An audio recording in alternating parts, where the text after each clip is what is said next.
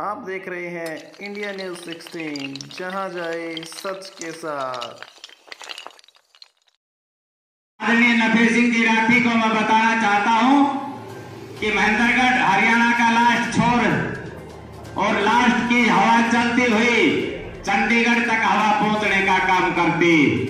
आज ये हवा महेंद्रगढ़ से दोबारा चलेगी और बीचों बीच होती हुई चंडीगढ़ जाएगी। और हम आपको इस बात का विश्वास दिलाते हैं कि Indian National Lokdal Party Mahendragarh में किसी भी तरीके से किसी भी प्रकार से कमजोर नहीं होगी।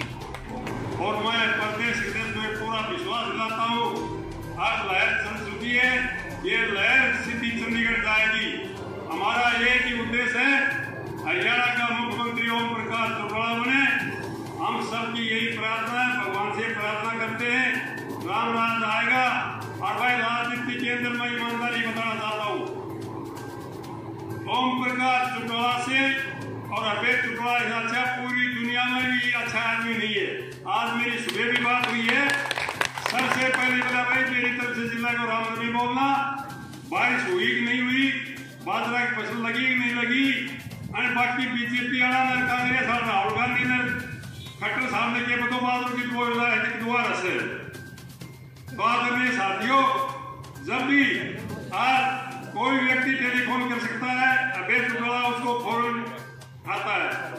और भाई वो तो कोई न तो राव इंद्रजीत आई चार में विधायक बैठे से बात कर लो तो ईमानदारी भरी सवाल। भाई अभय सिंह जी चौटाला, जिनको सम्मान की पगड़ी पहनाने के लिए हमारे सबसे बड़े गांव पाली हमारे विजय सिंह जी साहब इनको पगड़ी उड़ा करके सम्मानित करेंगे, आदरणीय विजय सिंह जी। उसके बाद में आदरणीय प्रदेशाध्यक्ष नफे सिंह जी राठी को दाताराम जी शर्मा देगरोता,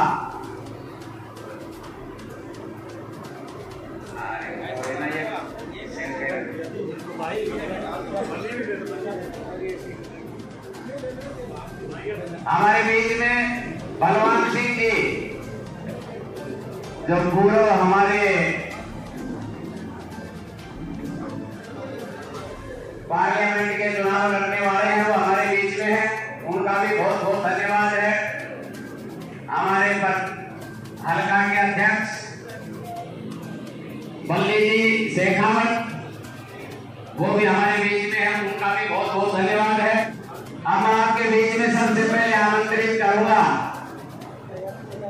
हमारे पूर्व में जिला प्रमुख रहे मेरे साथी, मेरे रिश्तेदार आदरणीय सतीश जी यादव, आज आपके बीच में इंडियन नेशनल लोकदल पार्टी को ज्वाइन कर रहे हैं। उन्होंने बीजेपी को बिल्कुल क्लियर कट छोड़ दिया और आज इंडियन नेशनल लोकदल परिवार में मिल रहे हैं। उनका बहुत बहुत स्वागत, बहुत बहुत अभिनंदन। भाई अभय सिंह जी चौटाला पार्टी का पट्टा पहना करके उनको पार्टी परिवार में शामिल कर रहे हैं, उनका बहुत बहुत अभिनंदन है। उसके बाद में हमारे साथी हमारे भाई जगदीश जी यादव, पूर्व जिला प्रमुख, जो आज इंडियन नेशनल लोकदल परिवार में शामिल हो रहे हैं, उनका बहुत बहुत अभिनंदन। भाई अभय सिंह जी चौटाला, उनको सम्मान का जो हमारा निशान है उसका पट्टा पहना करके उनको सम्मानित कर रहे हैं। इंतजार था। आदरणीय अभय सिंह जी चौटाला, आपके बीच में संबोधन करने से पहले मैं एक बात कहना चाहता हूं कि भाई साहब, आपका परिवार दिन प्रतिदिन बढ़ रहा है। पहले आपका परिवार जितना बड़ा था, आज उससे भी कई गुना बड़ा होने जा रहा है। पर मैं महेंद्रगढ़ की एक बात आपको बताना चाहता हूं कि पिछली बार जब विधानसभा का चुनाव था, विधानसभा के चुनाव के अंदर ये बात ठीक है कि अपने मुंह में मिट्टू बनने की जरूरत नहीं होती। मैं यहाँ सबसे सशक्त कैंडिडेट, परंतु लोगों ने जो रचना रची कि मेरे टिकट को कटवा करके किसी और को दे करके, और हमने उस घड़ी में क्या काम किया कि रामविलास शर्मा जी का साथ दिया। उसने कहा कि मुख्यमंत्री बनूंगा, अब की बार ये मेरी लास्ट है, अब की बार मेरी मदद करो, आगे हम आपकी मदद करेंगे। और मैंने 15 साल जो गलती की है वो गलती मैं जिंदगी में नहीं दोहराऊंगा। सब मिलकर के हमारे पास आए, इलाके के आदमी आए, उनकी मौजूदगी में हमने कहा कि चलो ठीक है, कोई बात नहीं। हमने उनकी पुरजोर मदद की। 15 साल बीच में चुनाव हारे, हमने उनका साथ नहीं दिया। हम चौधरी ओम प्रकाश चौटाला के साथ थे, 15 साल धरती चाटने का काम किया। उसके बाद में जब पिछली बार हम साथ हुए तो उन्होंने विधानसभा का दरवाजा देखने का काम किया। 5 साल में उन्होंने हर आदमी की औकात पूछने का काम किया। अब की बार जब हमने कहा कि गलत किया आपने, इतना अहंकार या तो द्वापर सतयुग में रावण के था, उसके बाद में ये अहंकार आकर के राखीवास में रामविलास जी को ठहरा। किसी आदमी को सीधे मुंह बात करने का काम नहीं, घर गए हुए की बेइज्जती करना, अपने आप को राजा बताना। आज तो राजा उंगली से बटन दबा करके चुनती है, कोई माँ के पेट में राजा पैदा नहीं होता। और हम तो चौधरी ओम प्रकाश चौटाला के सिपाही थे, सिपाही हैं और उनके सिपाही रहेंगे। कई आदमी कहीं फेसबुक के ऊपर लिखते हैं कि बार बार घर बदलता है, नहीं, एक ही बार घर बनाया था, उसी घर में आज हूँ। बीच में किसी जो गरीब ब्राह्मण कहने वाला उसकी मदद करने के लिए चला गया था, पर जब भी मैं बीजेपी की किसी सभा में गया, मैंने एक बात जरूर कही थी कि मेरा राजनीतिक गुरु, राजनीति में मैं जिसका चेला हूं उसका नाम है चौधरी ओम प्रकाश चौटाला। ये मैंने बीजेपी की सभा में भी कहने का काम किया है। मैं आज फिर दोहराते हुए कि उस भाई का अहंकार, हर आदमी की औकात बताना, हमने कहा था कि अगर हम साथ हैं तो चुनाव जीतोगे। मैं अपने सभी साथियों को बताना चाहता हूं कि गांव में आपको इन बातों का सामना करना पड़ता है। आप उनको कहना कि जब तक हमारे वाला साथ था, जब तक विधानसभा में गया, अब की बार हमारे वाला साथ नहीं था, विधानसभा का दरवाजा न देखने का काम किया और न जिंदगी में देखने का काम करेगा। बहुत लोगों से पैसा ले लिया, लूट की दुकान खोल ली, कितनी बात गिनाऊं, परंतु मैं 5 साल जिला प्रमुख रहा।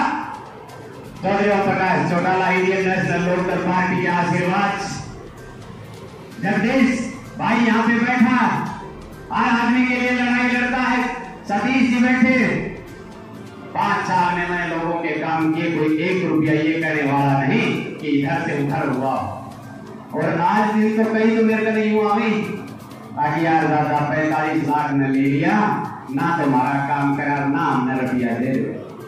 बाप बेटा का नाम लेते, बेटा बाप का नाम लेते, फिर बहू का नाम आ जाए, फिर भाई का नाम आ जाए, फिर नौकर का नाम आ जाए, फिर बात पर लिपान चली जाए। गरीब आदमी रोते घूम रहे हैं, उनकी एक एक लिस्ट आपके सामने की जाएगी। आप गांव में जाकर के इस बात के बारे में बताना कि हमारा साथ था तो विधानसभा और हमारा साथ नहीं तो आज का ग्राहक गाँव चमुंडासी मार के देखिए होगी ना व्हाट्सएप।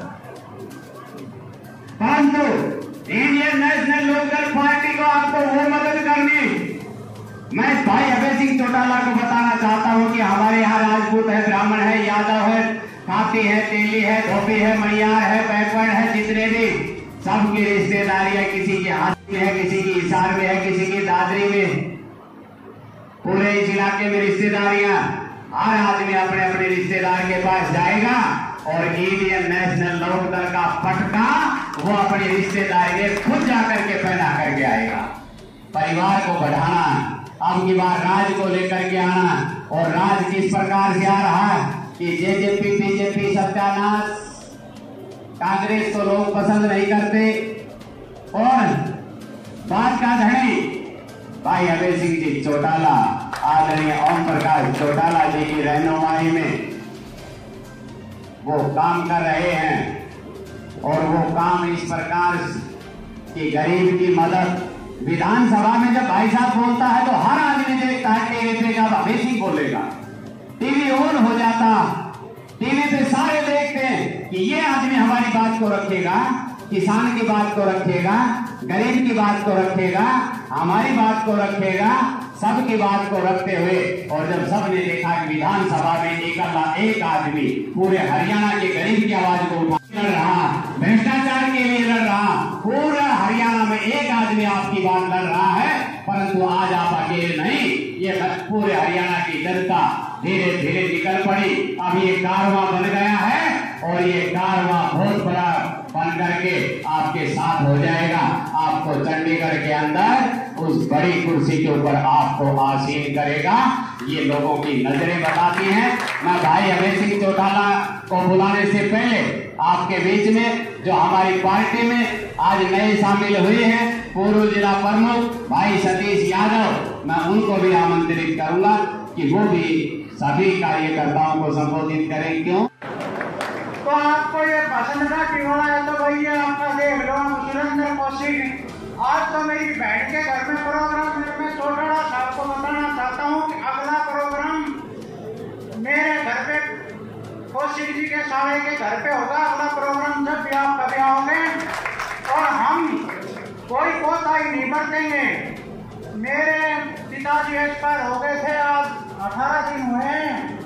अभय सिंह चौटाला जी आए, उसके बाद में जगदीश साना पूर्व मंत्री आए। तो मैंने कहा कि मैं तो चौटाला साहब आए ज्वाइन कर लूँगा।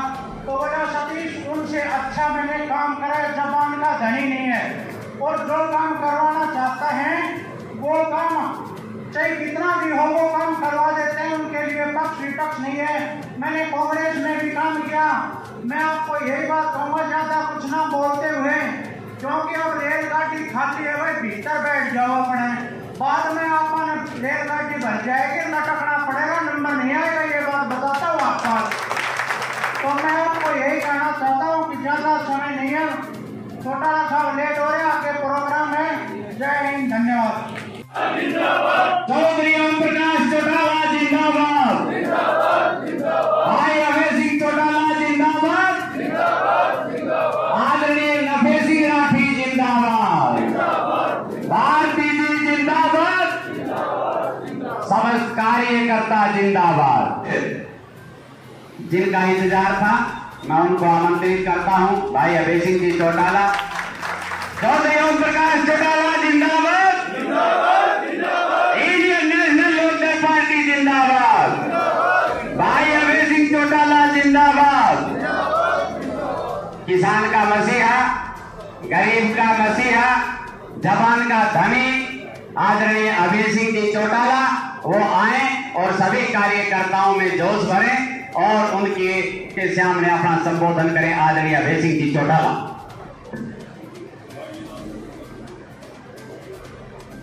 आदर और सम्मान के योग इंडियन नेशनल लोकदल पार्टी के राष्ट्रीय उपाध्यक्ष श्री प्रकाश भारती जी, पार्टी के प्रदेश के अध्यक्ष चौधरी नफे सिंह राठी जी, पार्टी के राष्ट्रीय सचिव श्री नरेंद्र वर्मा जी, इंडियन नेशनल लोकदल पार्टी के जिला के अध्यक्ष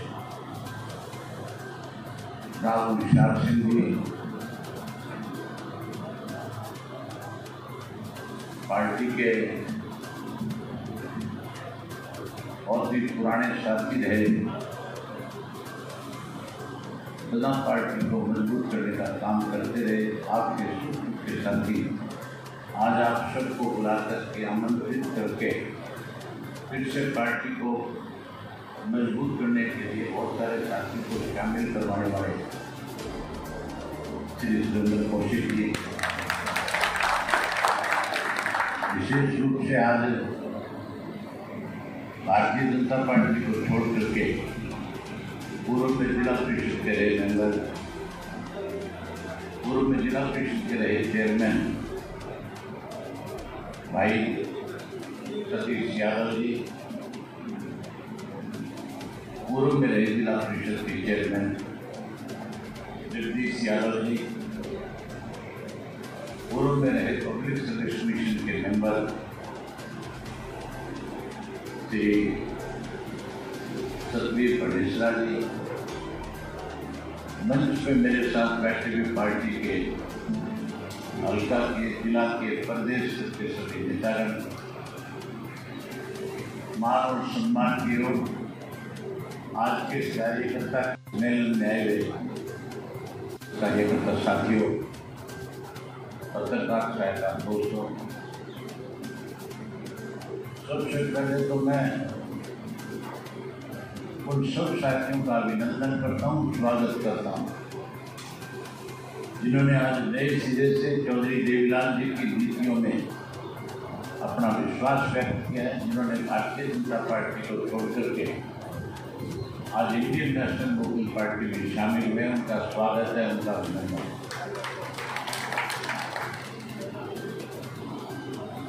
आप काफी देर से बैठे हैं, मुझे भी आगे 2 और मीटिंगों में जाना है। मैं आपका ज़्यादा समय नहीं लूँगा क्योंकि बहुत सारी बातें मेरे से पहले बोलने वाले साथियों ने आपके सामने खुल करके उस पर चर्चा करी। आज सरकार को बड़े 8 महीने हो गए और इस 8 महीने में किस किस्म के हालात प्रदेश के रहे, हमें किन किन दिक्कतों और कठिनाइयों से गुजरना पड़ा, उन सब बातों पे खुद करके पहले से चर्चा हो गई। जहाँ सरकार की तरफ से इस 8 महीने में हमारे सामने अनेक किस्म की परेशानियां आई, वही साथ में ऐसी बीमारी भी हमारे बीच में आई है जिसकी वजह से पूरी दुनिया में भय का माहौल पैदा हो गया। ये कोरोना जब आई तो इस किस्म की लोगों में वातावरण भय का बना कि घर के 4 मेंबर अगर एक में घर में थे तो चारों भी एक दूसरे से दूरी बढ़ा करके कहीं ना कहीं बैठ सकते। जब इस बीमारी ने हमारे मुल्क में दस्तक दी, जब ये हमारे मुल्क में आई, उससे पहले इसने पूरी दुनिया के अंदर एक बहुत भयंकर रूप धारण कर रखा था, बहुत बड़े स्केल के ऊपर पूरी दुनिया में फैली हुई थी। खास करके अमेरिका में, अमेरिका के साथ साथ इंग्लैंड के अंदर, यूरोप के अंदर, स्पेन में, इटली में, इन मुल्कों में बहुत बुरा हाल था।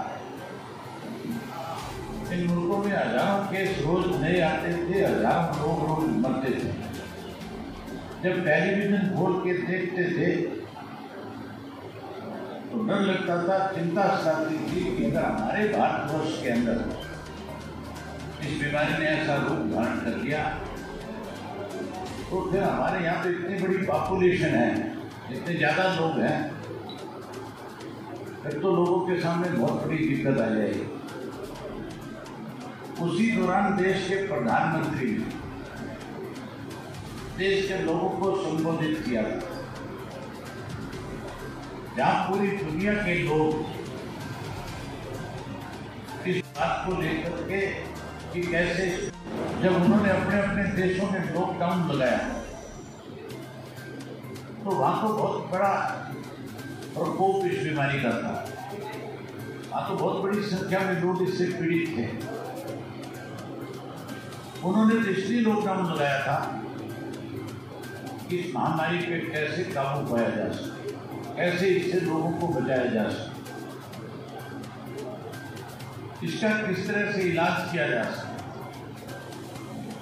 हमारे देश में तो उस वक्त केवल 500 इस तरह के केस थे, केवल 500 लोग पीड़ित थे इससे। हमारे देश के प्रधानमंत्री ने मान लिया कि जब दुनिया में पूरे में लॉकडाउन हो रहा है तो भारतवर्ष में भी लॉकडाउन लगा दिया जाए। उन दिनों टेलीविजन पे आकर के प्रधानमंत्री ने कहा था कि हमें इस कोरोना को हराना है। हमारे देश में सबसे कम केस है, इन पे कैसे काबू पाया जाए, इस बीमारी को कैसे यही खत्म किया जाए, इसके लिए सब लोग अपने अपने घरों में रहो। 15 दिन का पहला लॉकडाउन आया, देश के लोगों ने प्रधानमंत्री की बात पे विश्वास करके अपने अपने घरों में अपने आप को बंद कर दिया। कोई गांव, कोई शहर, कोई कस्बा, कोई फैक्ट्री, कोई कॉलेज, कोई स्कूल, कोई होटल, रेस्टोरेंट, यहाँ तक कि बीड़ी पान की दुकान भी बंद कर दी थी। एक गांव से दूसरे गांव में कोई आ जा नहीं रहा। गांव के अंदर बुजुर्ग जो ताश खेल के टाइम पास करते थे, उन्होंने ताश फेंक दिया। लोग अपने घरों में चले गए। होना तो चाहिए था बीमारी को 100% खत्म, उस पर कंट्रोल होना चाहिए, लेकिन कंट्रोल होने के बजाय कैसे इस बीमारी से निपटा जाए, इसके लिए कदम उठाने की बजाय लोगों से पैसा इकट्ठा करना शुरू कर। हमारे यहाँ तो यहाँ तक कि स्कूल में पढ़ने वाले बच्चों से मुख्यमंत्री ने पैसा मांगा कि 5-5 रुपये आप देंगे। 80 दिन बंद रखा हमने, और 80 दिन के बाद देश का प्रधानमंत्री फिर लोगों के बीच में आया। उन 80 दिनों के दौरान अमेरिका ने, इंग्लैंड ने, कनाडा ने, ऑस्ट्रेलिया ने, जिन मुल्कों में बहुत तेजी से फैल रही थी, उन्होंने कंट्रोल कर दिया, उन्होंने इस बीमारी को दबा लिया। और हमारे देश के अंदर उन 80 दिनों में ये बीमारी जो 500 थी 5 लाख को पार कर गई। देश का प्रधानमंत्री लोगों के बीच में टेलीविजन में आकर के कहता है कि अब इस बीमारी का हमारे पास कोई इलाज नहीं, इसकी कोई दवाई नहीं। अगर आपने इस बीमारी से बचना है तो फिर आपको सोशल डिस्टेंस बना करके रखना पड़ेगा। अपने बड़े बुजुर्गों को, बच्चों को घर से बाहर नहीं जाने। और यहाँ तक भी क्या किया कि अब सरकार मदद नहीं करेगी, अब आप आत्मनिर्भर बन जाओ। जिस सरकार से हम उम्मीद ये करते थे कि हमें बचाने का काम करेगी, उसने बचाने की बजाय हमें ये कह दिया कि आप जानो, आपका काम जानो। जहां साथ महामारी में इस बीमारी को बढ़ावा मिला, वही इस पर हरियाणा प्रदेश में नए जो है माफिया खड़े हो गए। कांग्रेस का जब वक्त था, उस कांग्रेस के 10 साल के शासनकाल के दौरान आम चर्चा थी हरियाणा प्रदेश के अंदर की भूपेंद्र सिंह हुड्डा की सरकार में भूमाफिया सक्रिय है। और वो भूमाफिया जो था वो सरकार के साथ मिलकर के किसान की जो महंगी जमीन थी उसको सस्ते में खरीदता। सरकार की तरफ से दफा 4 और 6 के नोटिस दिए जाते थे, और वो भूमाफिया से जुड़े हुए लोग जो थे वो जाकर के उस किसान से मिलकर के कहते थे कि सरकार ने अगर तेरी जमीन एक्वायर कर ली तो तुझे कम पैसे मिले, तो हमारे साथ एग्रीमेंट करते थे, हम तेरे को ज्यादा पैसा देंगे और ज्यादा पैसा देकर के उस सरकार से रिलीज कराना। जो करोड़ रुपए की जमीन एकड़ की होती थी उसको 20-30 लाख में खरीदने का काम करते थे। 72,000 एकड़ जमीन भूपेंद्र सिंह हुड्डा के राज के अंदर किसान की भूमाफिया ने खरीद करके किसान को कमजोर किया था, और उस जमीन को महंगे में बेच करके सरकार के अंदर बैठे लोगों के साथ अपना हिस्सा तय करके आपस में पैसा बांट लिया। लोग परेशान हो गए, दुखी हो गए, कांग्रेस को सत्ता से बात कर दिया, बीजेपी की सरकार बन गई। इस बीजेपी की सरकार ने पिछले 5 वर्ष से 6 वर्ष से लगातार किसान की फसल के ऊपर डाके पड़े। जहाँ के धान की फसल थी उनको तो नमी के नाम पे रोक दिया। जहाँ कहीं बाजरा था, सरसों थी, उसकी पूरी फसल खरीदने की बजाय उसको ये कह करके कमजोर कर दिया कि तेरी फसल जो है 25 क्विंटल से ज्यादा नहीं है। बाकी जो बची हुई फसल थी बाजार में बेच के आता था, सस्ते में देनी पड़ती। पहले 5 वर्ष तक किसान की फसल को लूटने का काम किया। और उसके बाद अब ऐसे माफिया खड़ी कर दिए जिससे किसानों को परेशान हो। ये जब लॉकडाउन चल रहा था उस वक्त में हमारी मुख्यमंत्री के साथ एक वीडियो कॉन्फ्रेंस हुई और मुख्यमंत्री वीडियो कॉन्फ्रेंसिंग में कहने लगे कि हमारे सामने एक बड़ी दिक्कत आ गई। लगातार सरकार के पास राजस्व की कमी आ रही है। हमारे जो इनकम और सोर्स जो थे वो बंद होते जा रहे हैं। आने वाले समय में हमारे पास पेंशन के तनख्वाह के पैसे नहीं होंगे। 2 लाख करोड़ का तो कर्जा ले रखा था और कहने लगे कि हमारे यहाँ दिक्कत आ रही है। मैंने मुख्यमंत्री से पूछा कि ये कैसे घाटा पूरा करो। भाई डाट नीचे कर ले तो यार। कहने लगा एक ही तरीका है, शराब के ठेके खोल दो। लोग मर रहे थे, उनको बचाने के लिए सरकार की तरफ से कोई प्रयास नहीं हो रहा। कैसे लोगों को और मारा जाए इसके लिए कह रहे थे शराब के ठेके खोल दो ताकि घर घर में झगड़े और विवाद शुरू हो जाए। लॉकडाउन किया हुआ था, कोई शराब के ठेके खुल जाते, दिन में दारू लेकर के घर आ जाता, ना पड़ोसी को रहने देता, ना बच्चों को टिके रहने देता। मैंने मुख्यमंत्री से कहा, मुख्यमंत्री जी आपका कसूर नहीं है, आपका परिवार नहीं है। जिसका परिवार है उससे पूछो कि अगर कोई दिन में शराब लेकर के घर में जाएगा तो घर की हालत कैसी हो जाएगी। जब शराब के ठेके खुले नहीं तो फिर शराब के माफिया के जो लोग थे जो सरकार के साथ नजदीक लगे हुए थे, उन्होंने जो गोदामों में शराब पड़ी थी जिनके आगे सील लगी हुई थी, पीछे से केक बना करके शराब निकाल करके 100 रुपये वाली बोतल को 500 रुपये में बेचने का काम किया। हमारे महेंद्रगढ़ में भी देखिए मिली की 500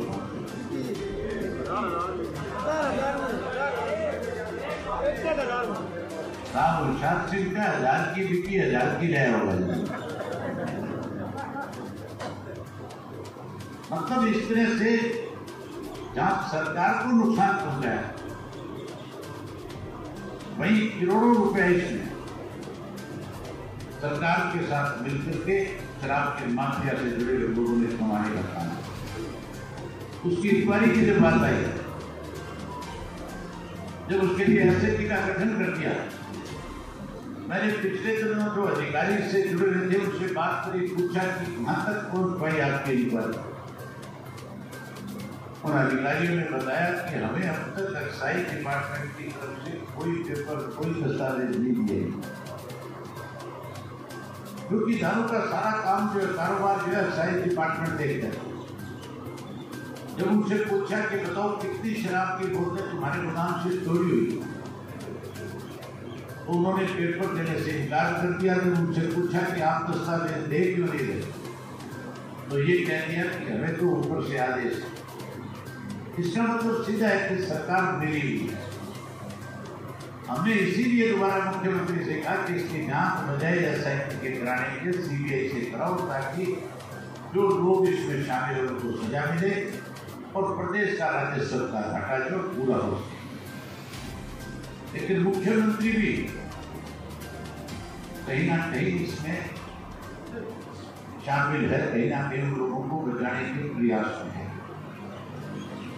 केवल दारू का नहीं, केवल नशे का नहीं, आपके यहाँ सरसों की खेती बहुत अच्छी होती है। और अब की बात जब लॉकडाउन चल रहा था, हमने मुख्यमंत्री से कहा था कि सरसों की खेती कैसे करें। उन्होंने कहा कि हमने हर 3 किलोमीटर के ऊपर एक मंडी बनाई, 2000 मंडियां हमने पूरे प्रदेश में बनाई। हम किसान का एक एक दाना सरसों का खरीदने का काम करें।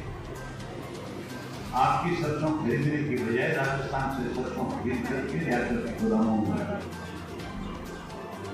आज भी इस साइड का जो जमींदार है, चाहे वो भिवाड़ी का है, चाहे हमारे सरसा का है, फतेहगंज का है, हिसार का है, जो राजस्थान के बॉर्डर के लगते लोग हैं जहाँ पानी की कमी, जो सरसों की खेती करके 17,000 किसान ऐसे आज हैं जिनकी सरसों आज की घरों में बनी।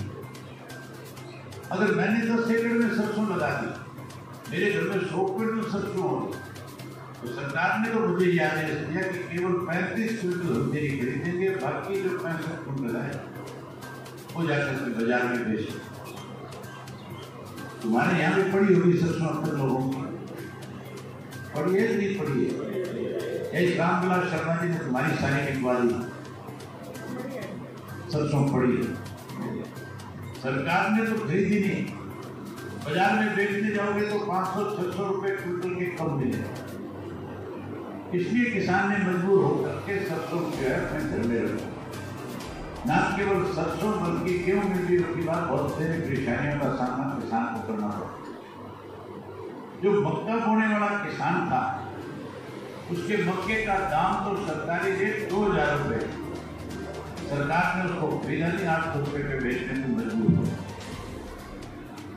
अगर आप साथियों चाहते हो कि सरकार को झटका लगे, आप चाहते हो कि ये सरकार सत्ता से बाहर हो, तो याद करो सन 1996 का वक्त चौधरी बंसीलाल इस प्रदेश के मुख्यमंत्री बने और चौधरी बंसीलाल जब मुख्यमंत्री बने थे तो उन्होंने भी जोड़ तोड़ से सरकार लाई, जिसमें बीजेपी के लोग भी शामिल थे, जिसमें कुछ लोग जनता दल के भी शामिल थे, कुछ इंडिपेंडेंट भी शामिल हुए। सरकार बना ली, जुगाड़ तो अच्छा खड़ा कर दिया, लेकिन 3 महीने के बाद उस जुगाड़ के टुकड़े टुकड़े हो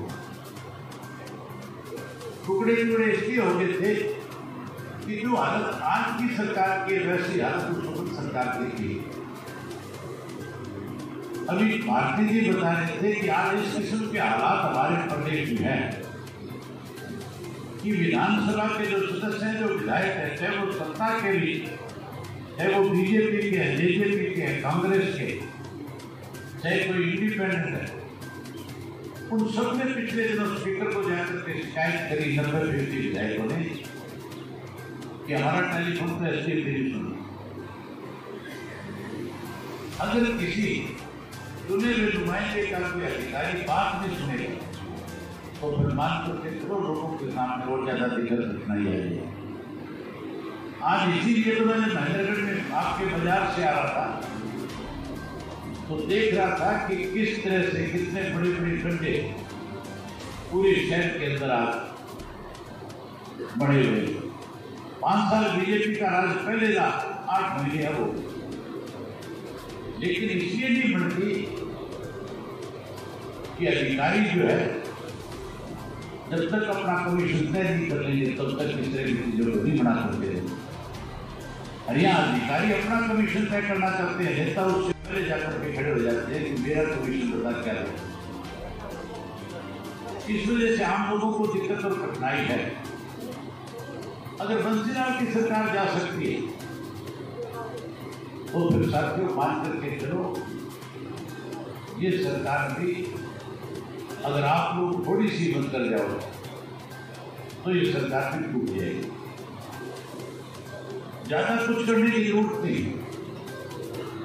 एक बाई इलेक्शन आ रहा है, सोनीपत के अंदर बड़ौदा विधानसभा क्षेत्र है, वहां के विधायक की बीमारी की वजह से डेथ हो गई। वो चुनाव नवंबर के महीने में, अक्टूबर के महीने में किसी वक्त हो सकता है।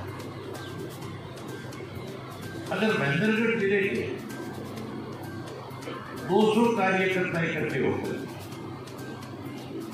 3 दिन बड़ौदा विधानसभा क्षेत्र में जाकर के आप वोट अगर मांग करके आओगे, अगर लोगों से मिलकर के आओगे, लोगों को बता करके आओगे कि हमने सबसे ज्यादा विधायक जो है बीजेपी को जिला करके दिए,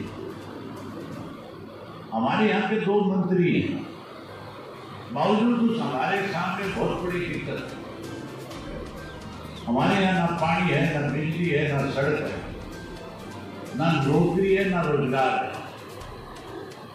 और उसके साथ साथ जब ये बताओगे कि हमारी खेत की फसल को भी सरकार में बैठे लोगों ने लूटने का काम किया, जब ये बताओगे कि महंगाई बढ़ा दी, डीजल और पेट्रोल के दाम आज रोजाना बढ़ते जा रहे हैं, जब आप उनको ये कहोगे कि हमारे बच्चों का भविष्य नशे के कारोबार करने वाले लोगों को बढ़ावा देकर के उन पर अंकुश लगा दिया, जब आप उनसे ये कहोगे कि अगर आप चाहते हो कि हरियाणा प्रदेश के लोग सुख और चैन की सांस ले सके, किसान को उसकी खेत की पूरी फसल के दाम मिल सके, तो फिर उनसे कहना कि भाजपा और जेजेपी का जो उम्मीदवार है उसकी दीवाना जब्त कराओ और इंडियन नेशनल लोकल पार्टी जिसको प्रत्याशी बना करके भेजे उसको जिताने का काम करें। साथियों, जब महेंद्रगढ़ से चल करके लोग वहां जाएंगे तो 100% इस बात का उन पर असर पड़ेगा। हमारे यहाँ महेंद्रगढ़ के अंदर आकर अगर कोई सोनीपत के 200-300 लोग गांव में आकर के आपसे मिले और आपको आकर के बताए कि हमारे सामने ये दिक्कत है और महेंद्रगढ़ के लोग अगर हमारे साथ खड़े होंगे तो हम उस कठिनाई से निकल जाएंगे, तो आप मदद करोगे कि नहीं करोगे? तो फिर मान के चलो जब तुम उनके पास करके जाओगे तो तुम्हारी बात को भी वो लोग मानने पर मजबूर हो जाएंगे और हर हालत के अंदर भाजपा और इस जेजेपी की दुकान को बंद करने का काम करेंगे, इंडियन नेशनल लोकल पार्टी को फिर से ऊपर जाने का काम करेंगे। जब चुनाव आ जाएगी तो फिर मान के चलो बंद। फिर तो बहुत सारे ऐसे हैं जिनको मैं शाम को अपने साथ बैठा लूंगा। इस जेजेपी में तो वो रह जाएंगे, 8 तुम्हारे पास आकर के बैठे। सबसे पहले आपके राज्य में अगर किसी ने अड़चन डालने का काम किया तो इस भारतीय जनता पार्टी ने जेजेपी में जो स्वार्थी लोग उन लोगों साथियों, जिन लोगों ने झूठ बोल करके लोगों को गुमराह किया था, जिन्होंने लाखों लोगों के इमोशंस को ठेस पहुंचाने का काम किया है, जिन्होंने लाखों लोगों के सामने झूठ बोल करके उनको बरगलाने का काम किया है, आज उन झूठ बोलने वाले लोगों के चेहरे असलियत है लोगों के सामने आने लगी नहीं आने लगी। आज तो सोशल मीडिया जब खोल करके देखते हो तो उसके ऊपर ऐसी ऐसी भाषा उनके खिलाफ लिखी जाती है कि उसको पढ़ करके भी शर्मिंदगी महसूस होती है। कोई खोपर कहता है, सुनिए खोपर क्या चीज है। कोई कहता है सौदाई की मेरी, चौधरी देवीलाल के घर में जिसने जन्म ले लिया, अगर उसके बारे में कुछ लिखे कि सौदाई की मैंने, तो इसका मतलब मान करके चलो कि वो किसान का हितैषी नहीं बन सकता, वो कभी भी गरीब और कमजोर आदमी के साथ खड़ा नहीं हो सकता। ऐसे लोग स्वार्थी होते हैं जो अपने स्वार्थ के लिए जहाँ अपनी पार्टी के बीच में पूरा घूमने का काम करते हैं, वहीं लाखों लोगों के साथ इन्होंने विश्वासघात किया।